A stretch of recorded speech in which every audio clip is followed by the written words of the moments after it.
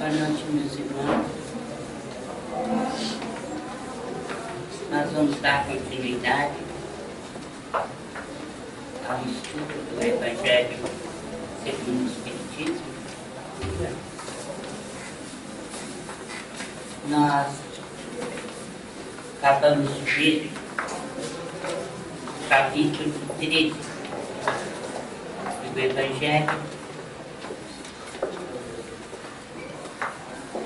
Nós tivemos excelentes lições, inclusive há um texto, o óvulo da viúva, que é preferido do meu marido poder vir. Pedindo que ele continue com a mesma predileção. Que a vossa mão esquerda não saiba o que dá a vossa mão direita. A caridade sem ostentação. Vimos também sobre a piedade, os benefícios pagos com a ingratidão. E agora, nós estamos no capítulo 14.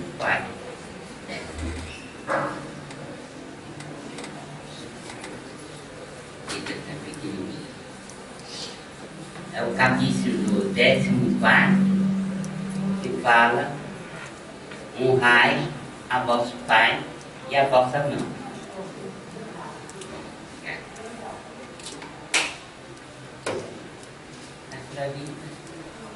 Melhor não forçar.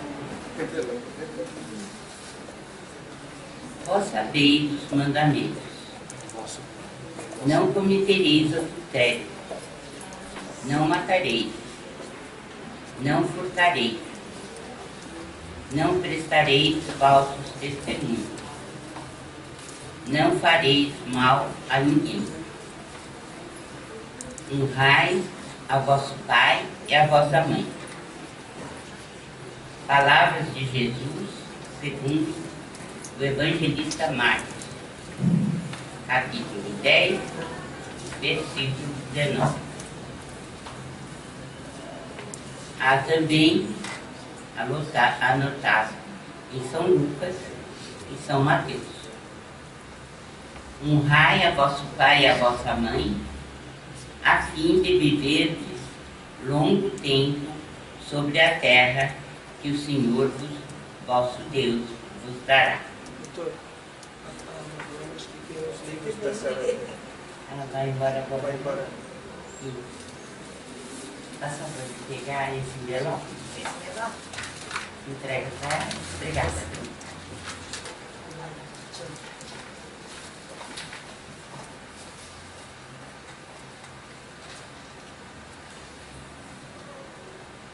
Piedade filial.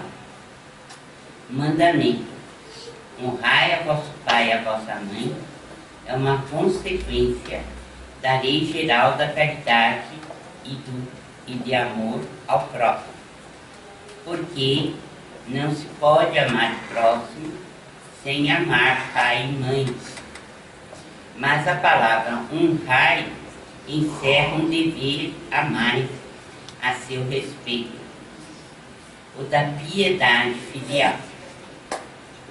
Deus quis mostrar com isso que ao amor é preciso acrescentar o respeito, as atenções, a submissão e a condescendência, o que implica a obrigação de cumprir para com eles, de um modo mais rigoroso ainda, tudo o que a caridade manda para com o próximo.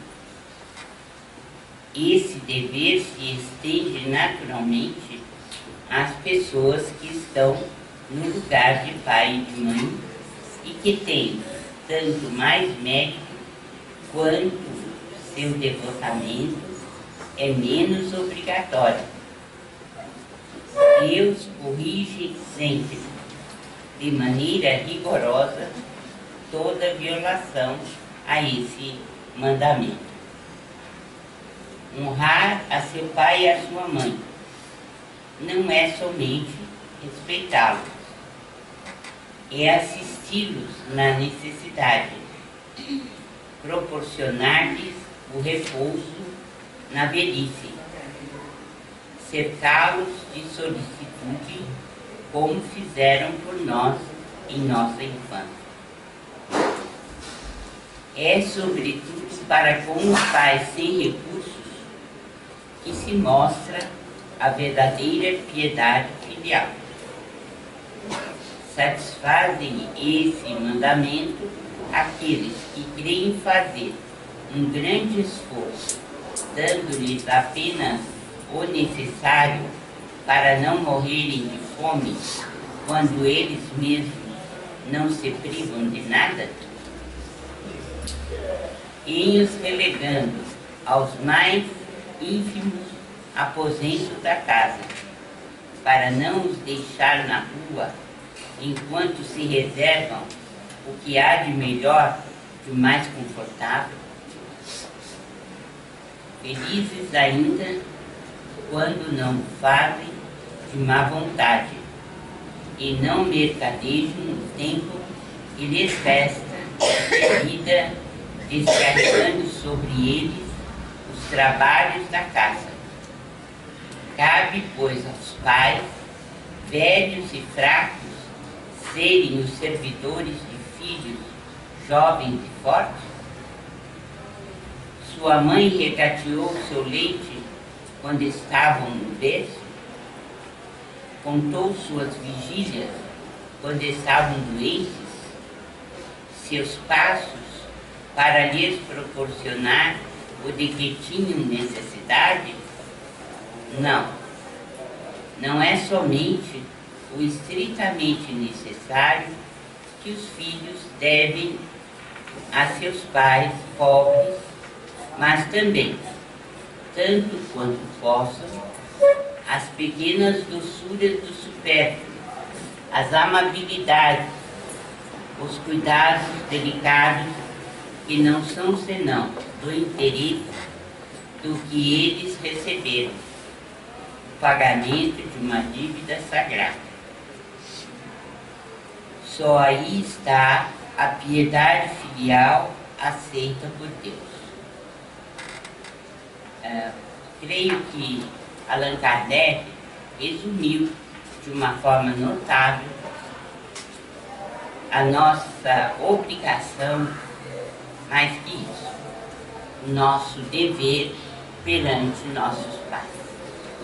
O interessante é quando ele lembra o que Jesus disse, ressaltando a palavra honrai. O que significa a palavra honrai? Como vocês entenderam?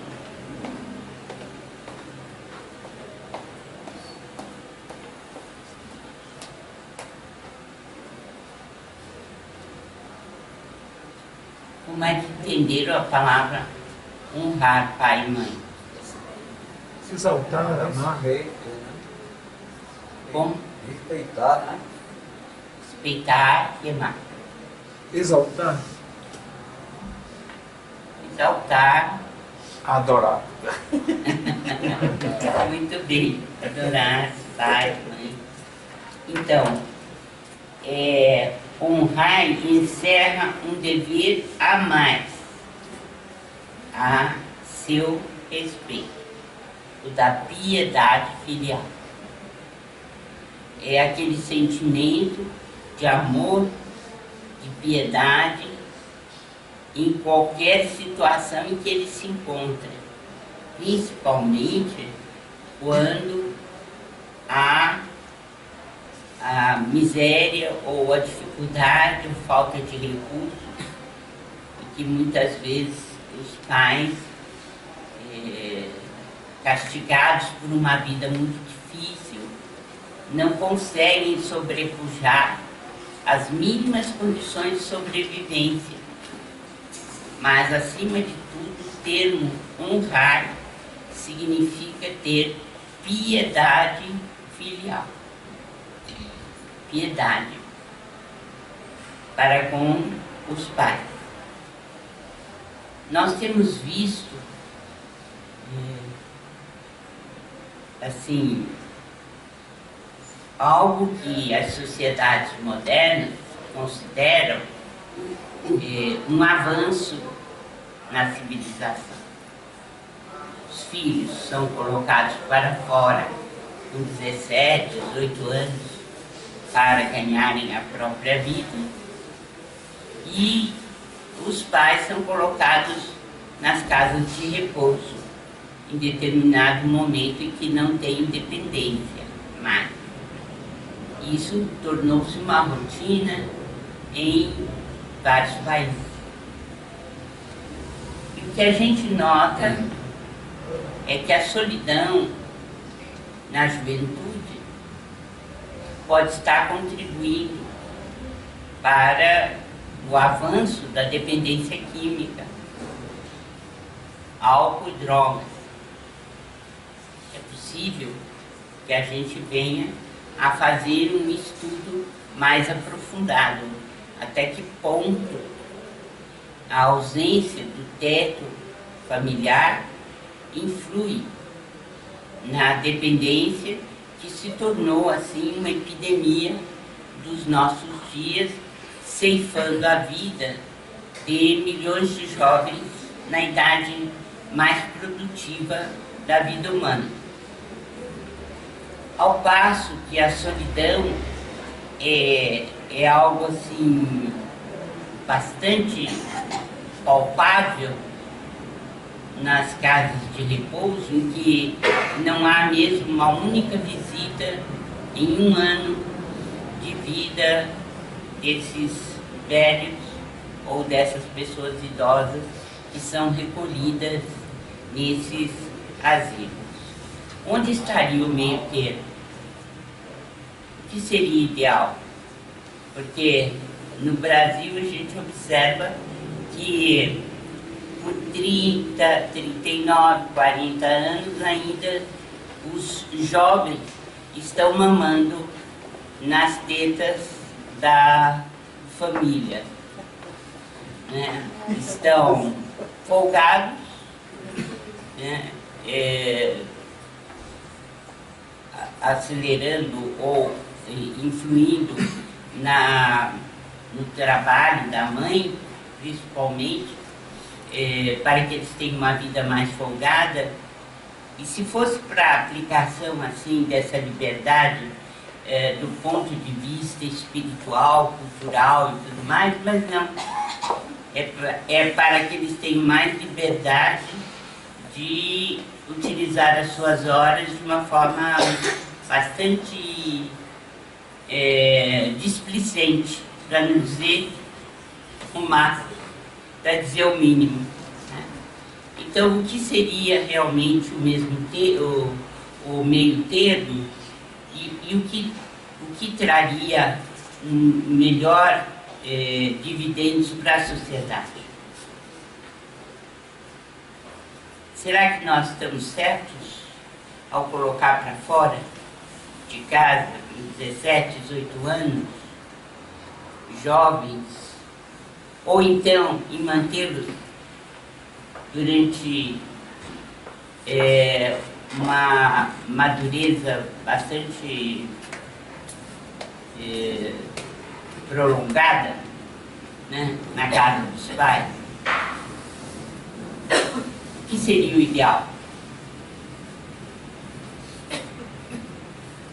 E essa questão de deixarmos os pais nas casas de repouso, eu não digo que isso não ocorra, mas que muitas vezes essas criaturas não recebam uma única visita durante anos seguidos.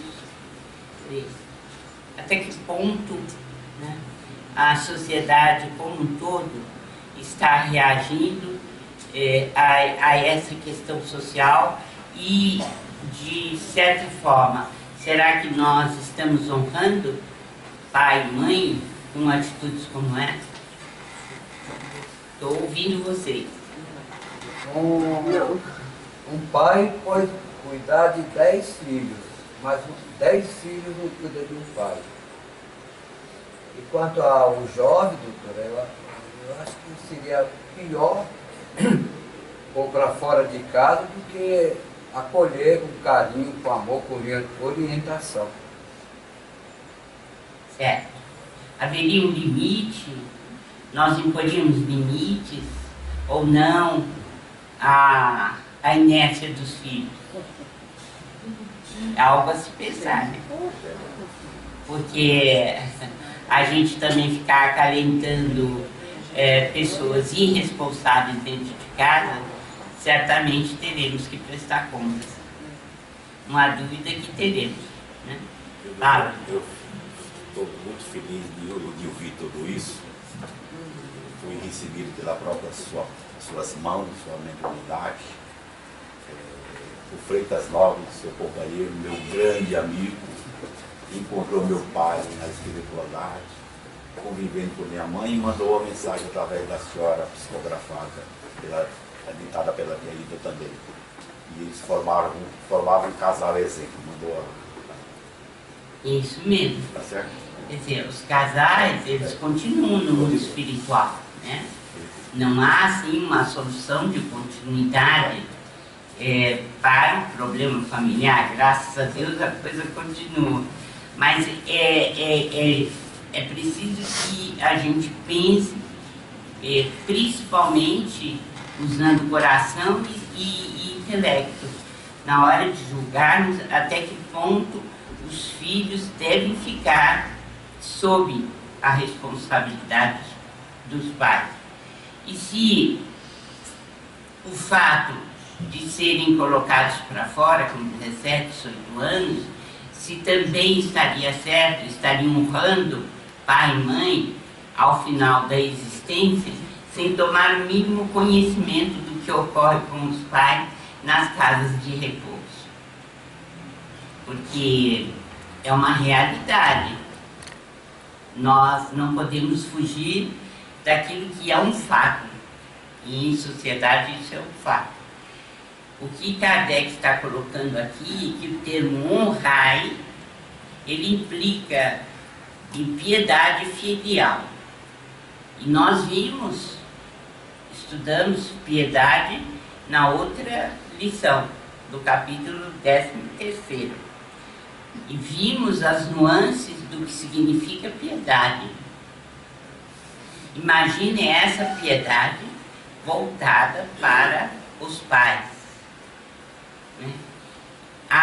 Mas eu não me dou com meu pai, ou não me dou com minha mãe, ou tenho problemas em casa e eu não consigo superar.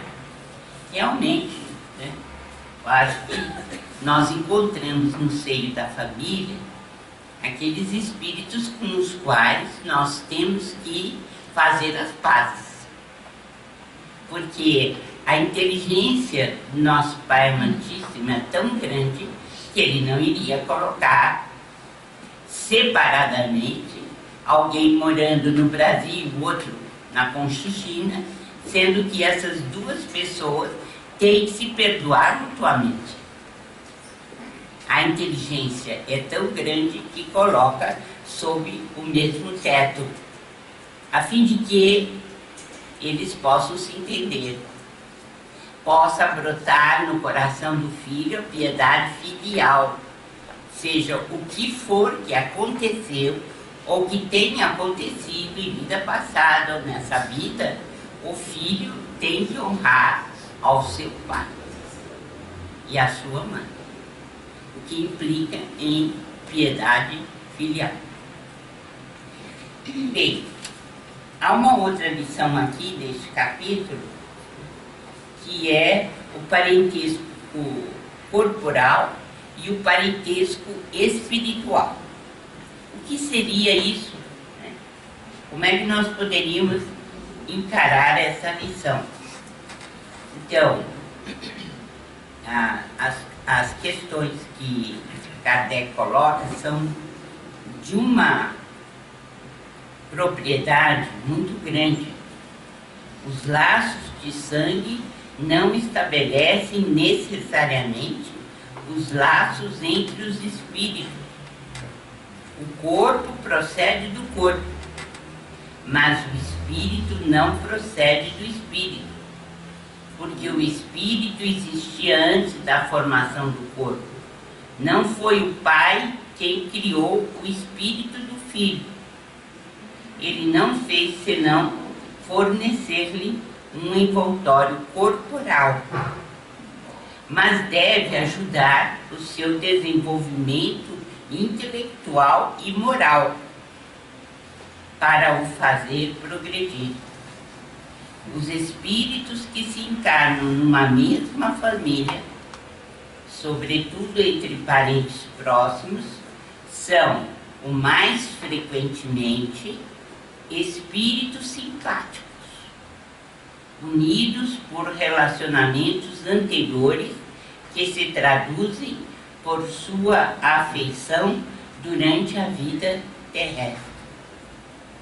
Mas pode ocorrer também que esses espíritos sejam completamente estranhos uns aos outros, divididos por antipatias igualmente anteriores, que se traduzem da mesma forma por seu antagonismo na Terra, para lhe servir de prova.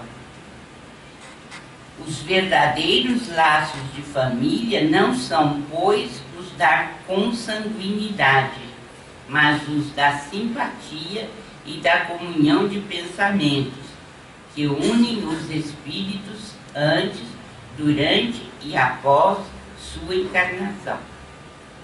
De onde se segue que dois seres nascidos de pais diferentes podem ser mais irmãos pelo espírito do que se o fossem pelo sangue. Podem se atrair, se procurar, dar-se ao bem juntos, enquanto que dois irmãos consanguíneos podem se repelir, como se vê todos os dias. Problema moral que só o Espiritismo podia resolver pela pluralidade das existências. Há, pois, duas famílias: as famílias pelos laços espirituais e as famílias pelos laços corporais. As primeiras, duráveis, se fortalecem pela depuração e se perpetuam no mundo dos espíritos através de diversas migrações da alma. As segundas, frágeis como a matéria, se extinguem com o tempo e frequentemente se dissolvem moralmente desde a vida atual. Essa lição é muito importante para a gente poder compreender as desagregações que existem no seio familiar e mesmo a antipatia e a simpatia que unem todos os seres. Há famílias que têm uma harmonia perfeita, ou quase perfeita, porque tudo aqui na Terra é relativo. Nós nos entendemos bem, nós temos cumplicidade, nós aceitamos até os defeitos que os outros têm e passamos por cima de muita coisa, porque o amor é que cobre todo o relacionamento. Então nós nos sentimos bem, uma família homogênea, uma família que tem simpatia, que se atrai. Mas existem aqueles elementos que não conseguem se ligar aos membros dessa mesma família. Embora tenham, fora do ambiente familiar, pessoas com as quais estão bastante ligados. Então,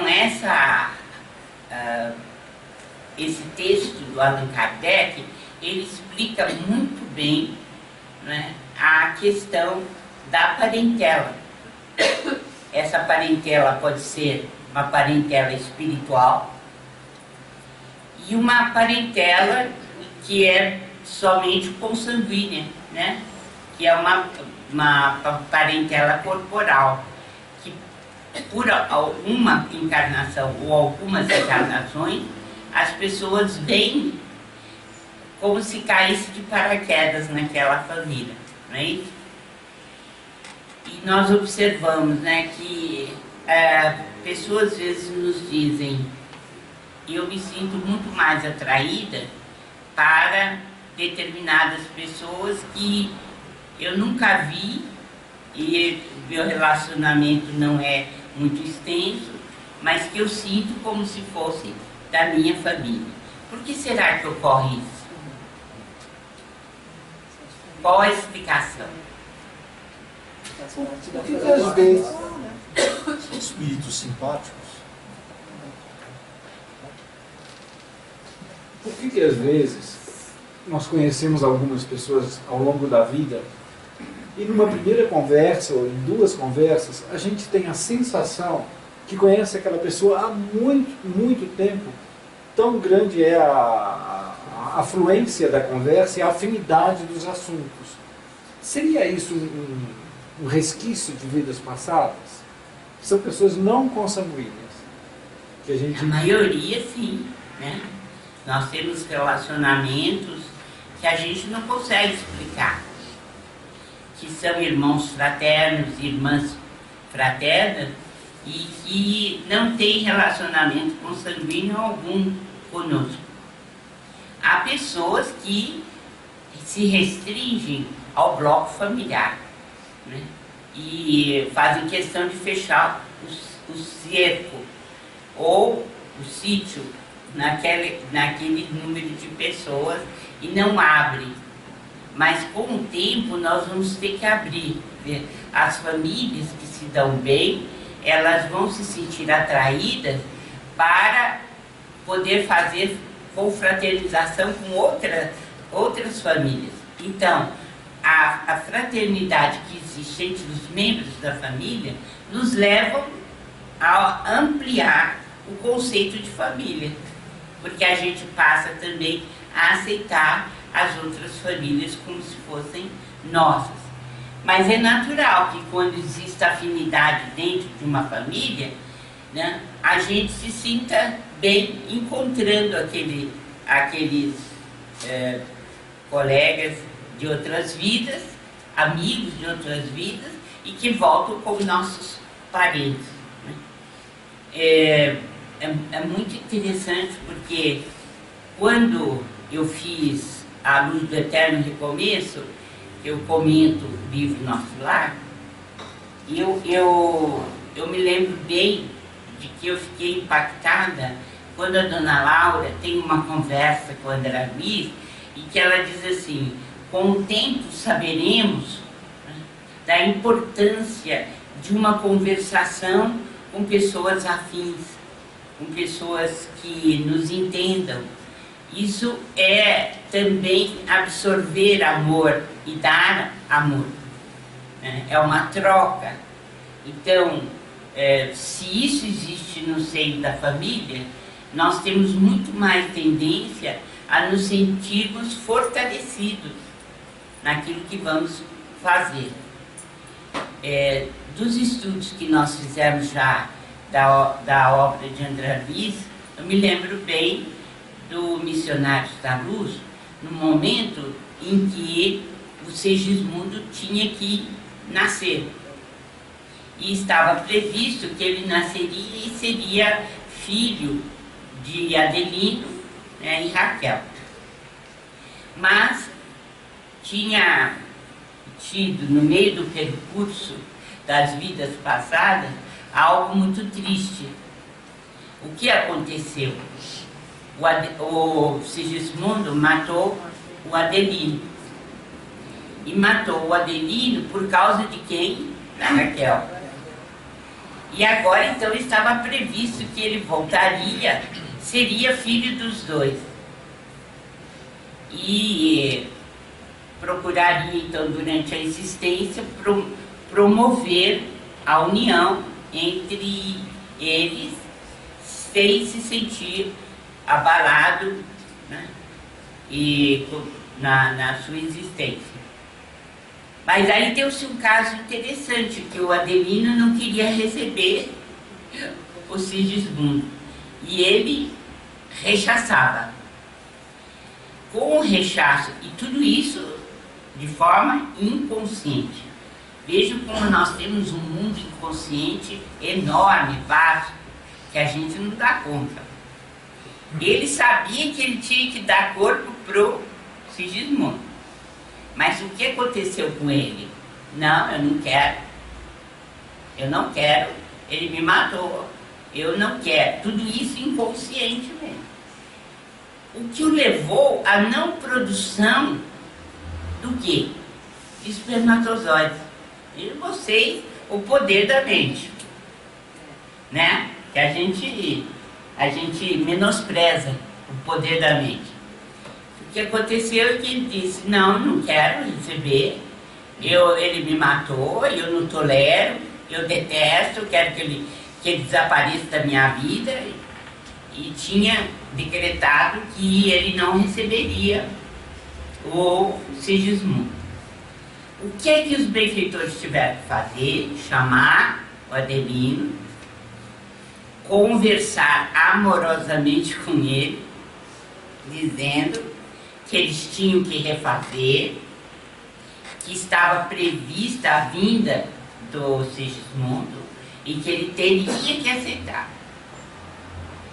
E colocaram para falar com ele um dos espíritos mais lúcidos da coleção André Luiz, que foi o Alexandre, que acompanhou esse caso juntamente com o Clarício, que são espíritos já altamente desenvolvidos no aspecto da inteligência e do sentimento.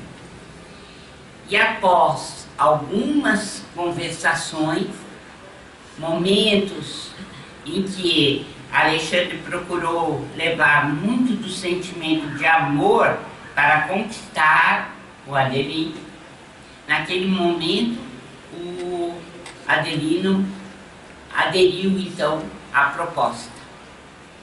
E foi tão impressionante que foi como se ele tivesse uma cortina de substâncias negras, todas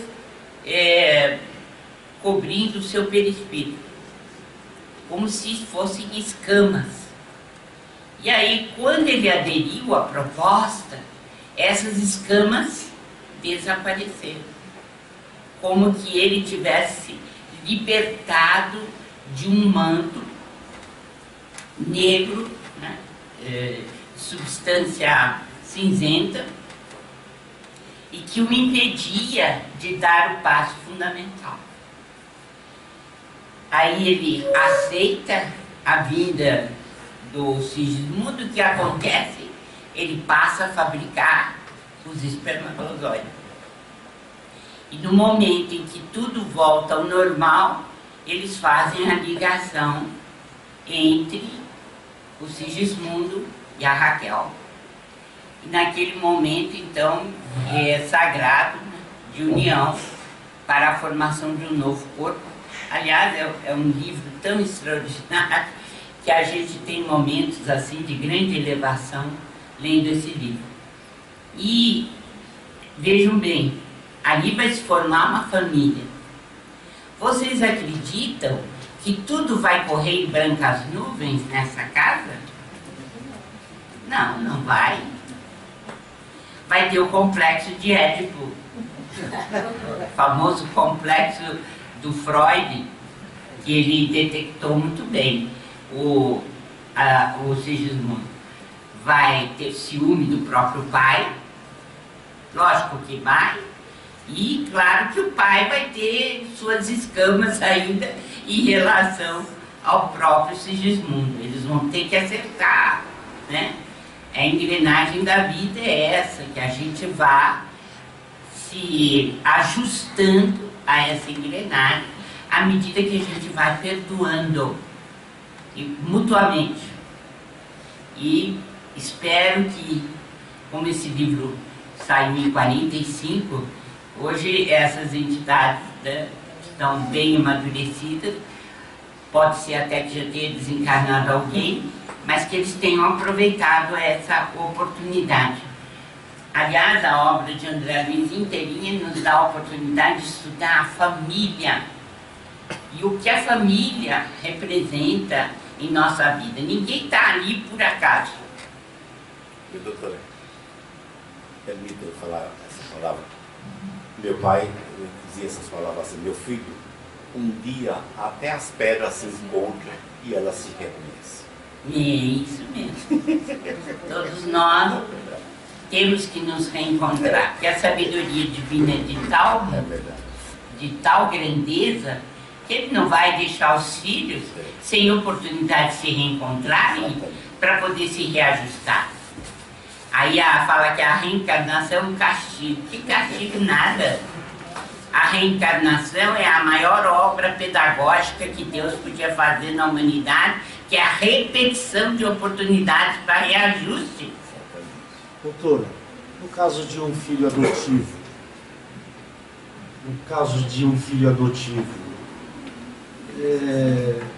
de você ter que sair de um estado para ir buscar um filho em outro estado, como que fica essa ligação, que não é uma ligação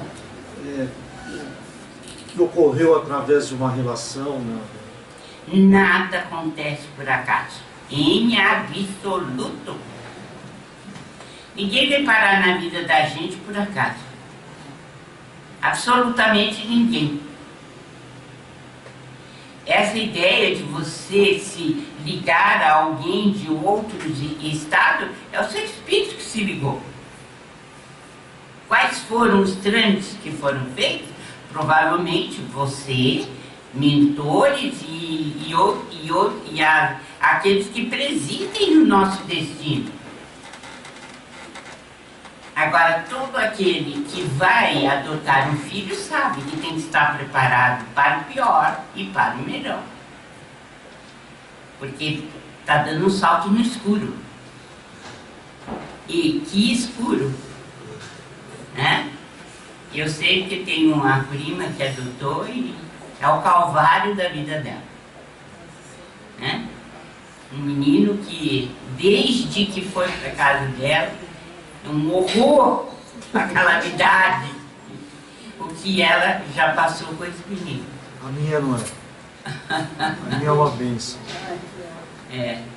Mas foi muito assim, porque minha esposa chegou para mim e falou assim: vamos adotar uma criança que não pode ter filho. Eu falei: não, mas eu não estou preparado ainda para isso. Ela falou: não, isso vai demorar, você entra com a documentação, isso vai demorar 3, 4 anos, né? Ah, tá bom. Ela mandou uma carta, na outra semana já estava a resposta. Eu falei: obrigado, ainda bem que são 3 anos, né? Da outra semana tá indo buscar o filho, né? Desculpa falar, mas homem nem sempre está preparado. Não. Mas ele tem normalmente 9 meses para se preparar, né? Eu tive uma semana. Tá certo. Mas veja você, não há acaso, né? Não há acaso. Como é que ela foi se lembrar de fazer isso e logo em seguida... Não, foi né? muito. Isso significa que já estava previsto, né? Estava preparado. Mas vejam vocês, não há, né? Eu repito, não há nada que não esteja relacionado com aquilo que nós temos que passar. Às vezes nós não estamos muito preparados, nós sofremos muito, mas tudo isso já estava previsto porque são seres com os quais nós temos que fazer reajustes, rearranjos. E é preciso que esses rearranjos se façam na superfície da Terra, aqui, agora, nesse momento em que estamos atravessando a existência corpórea. E como nós lemos essa parentela corporal e a parentela espiritual, ela é uma realidade.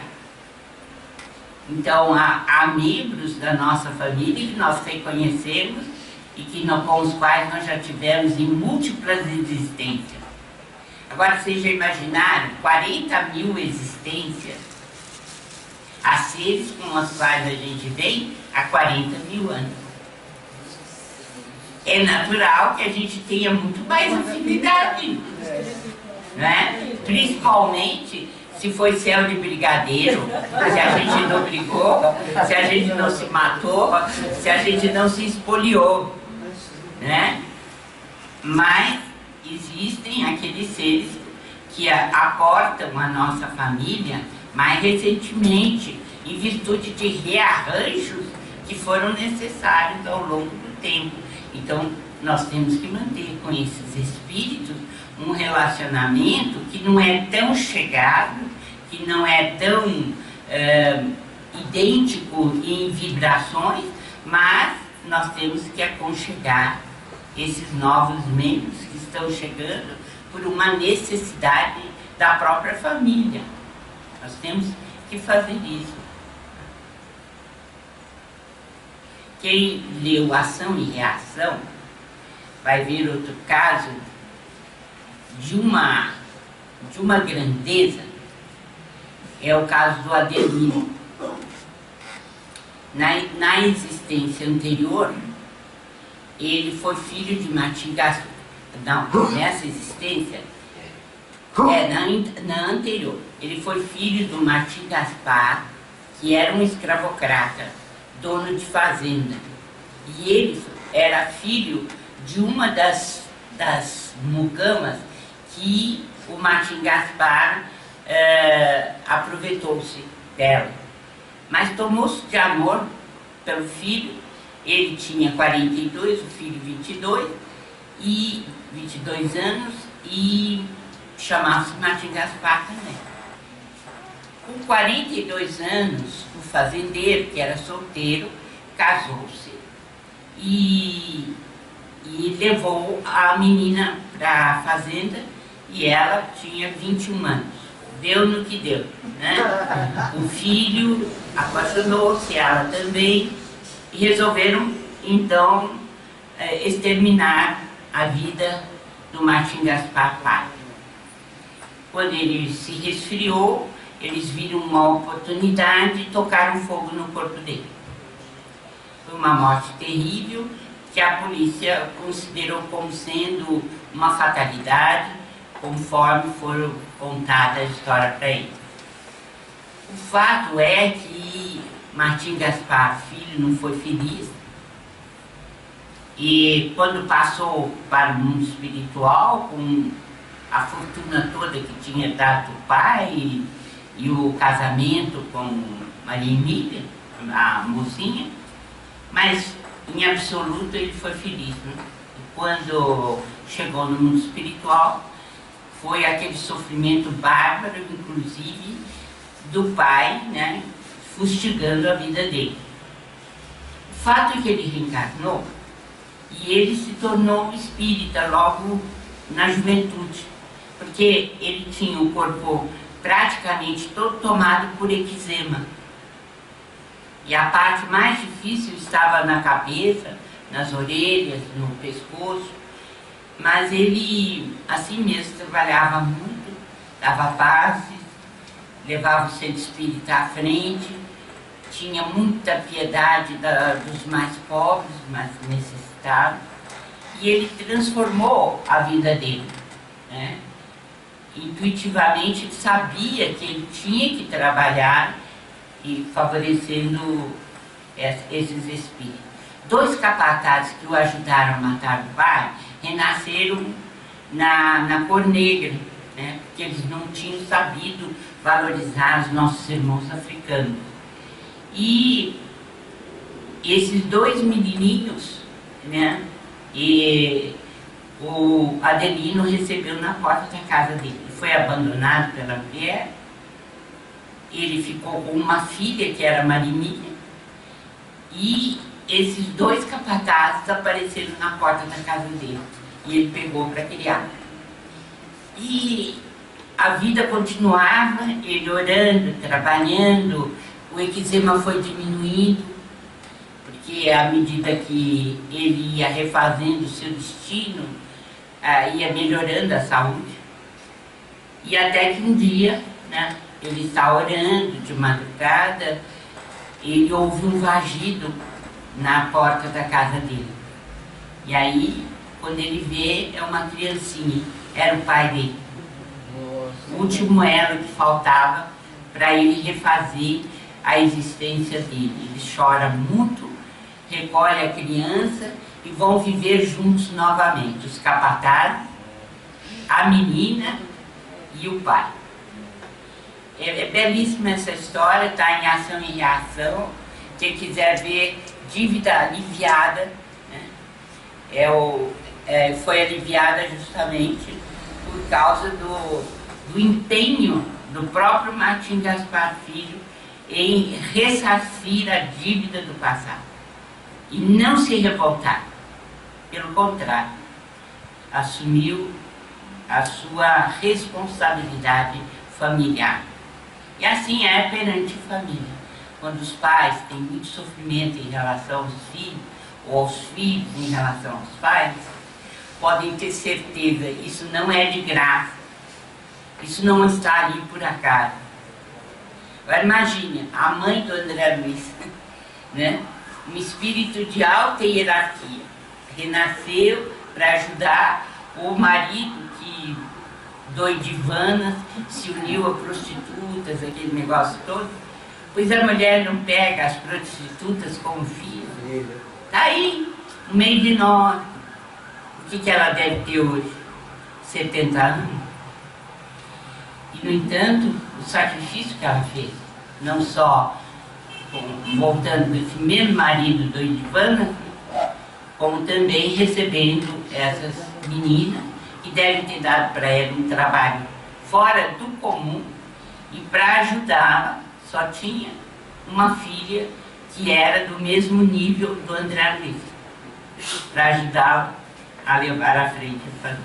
Enfim, se vocês mergulharem na obra do André Luiz, vocês vão ver que não há absolutamente nenhuma família, nada, formada por acaso. Há sempre razões impressionantes que determinam a formação da família. E a gente tem que levar à frente sem esmorecer, né? Munindo-se de coragem, de paciência, de vontade de acertar, sem deixar para trás a nossa oportunidade de refazimento, porque ela é sagrada. A cada existência ela é sagrada. Alguma dúvida? Então, não deu para a gente ver a ingratidão dos filhos, os laços da família? Uma das coisas mais extraordinárias que tem aqui no Evangelho é de Santo Agostinho, uma mensagem que ele deu em Paris, em 1862, e que vale a pena a gente mergulhar nela. Se vocês têm o culto do Evangelho lá, leiam inteirinha essa mensagem. Estudem família, e realmente é uma coisa extraordinária. É linda. Apenas um trecho. Ó espíritas, compreendei hoje o grande papel da humanidade. Compreendei que quando produzis um corpo, a alma que nele se encarna vem do espaço para progredir. Sabei vossos deveres e colocai todo o vosso amor em aproximar essa alma de Deus. É a missão que vos está confiada e da qual recebereis a recompensa, se a cumprirdes fielmente. Vossos cuidados, a educação que lhes derdes, ajudarão seu aperfeiçoamento e seu bem-estar futuro. Pensai que a cada mãe e a cada pai, Deus perguntará: que fizestes do filho confiado à vossa guarda? Se permaneceu atrasado por vossa falta, vosso castigo será o de vê-lo entre os espíritos sofredores, ao passo que dependia de vós ter feito espíritos de luz. e feliz. Então, vós mesmos, atormentados de remorsos, pedireis para reparar a vossa falta. Solicitareis uma nova encarnação para vós e para ele, na qual cercareis de cuidados mais esclarecidos, e ele, cheio de reconhecimento, vos cercará de seu amor. É belíssima essa mensagem. É longa, mas vale a pena ser lida e destrinchada dentro do nosso lar, no culto do Evangelho, ponto por ponto, a fim de estudarmos melhor quais são os nossos deveres como pai, como mãe, como filhos, distinguindo onde se encontram os nossos verdadeiros interesses espirituais aqui na Terra. Alguma pergunta? Alguma proposta? Medo. Muito medo. Não tenha medo. Não tenha medo. Os mentores estão aí para ajudar. Só tem que agradecer, né, doutor? E como ajudam? Basta a gente levantar a voz para Jesus, pedindo ajuda, e ela vem. Às vezes não sabemos esperar, porque temos pressa, né? Nós não nos deixamos tocar pelo tempo, pela necessidade do tempo, mas o tempo é sagrado. E ele nos leva à resolução de todos os problemas. Nós temos que manter a confiança. Em nome da diretoria do Grupo Espírita Carbachudo, Paulo, da Magali, da Cecília, e daqueles que constituem o Conselho Consultivo da Casa, nós queremos agradecer a presença de vocês, sempre amiga, sempre constante, e desejar que o Natal seja verdadeiramente um elo de união de todos os familiares. Que o nosso pensamento seja para o aniversariante, para Jesus. Que ele esteja sempre presente em casa, cuidando de nós, amparando-nos, e nós sabemos que ele está, mas que a gente possa sentir a presença dele, porque muitas vezes nós nos descuidamos dessa parte. Que o Natal seja para nós um elo de aproximação a mais de toda a nossa família. E que 2015 nos ofereça aqui no centro maiores oportunidades de estudo, de meditação, de prece. Por quê? Porque aprendemos com Chico Xavier que o templo espírita é escola, é templo mesmo, é hospital, e é, sobretudo, essa escola sagrada onde a gente aprende a venerar Deus, a subir até Ele, a estarmos mais próximos dele. Por isso nós temos que preservar os nossos templos, nós temos que abençoá-los, porque eles são pontos de encontro entre nós e a divindade. São momentos sagrados em que nós nos sentimos banhados do seu imenso amor. Não podemos prescindir disso. Feliz 2015 a todos. Esperamos nos encontrar em janeiro. Vamos trabalhar.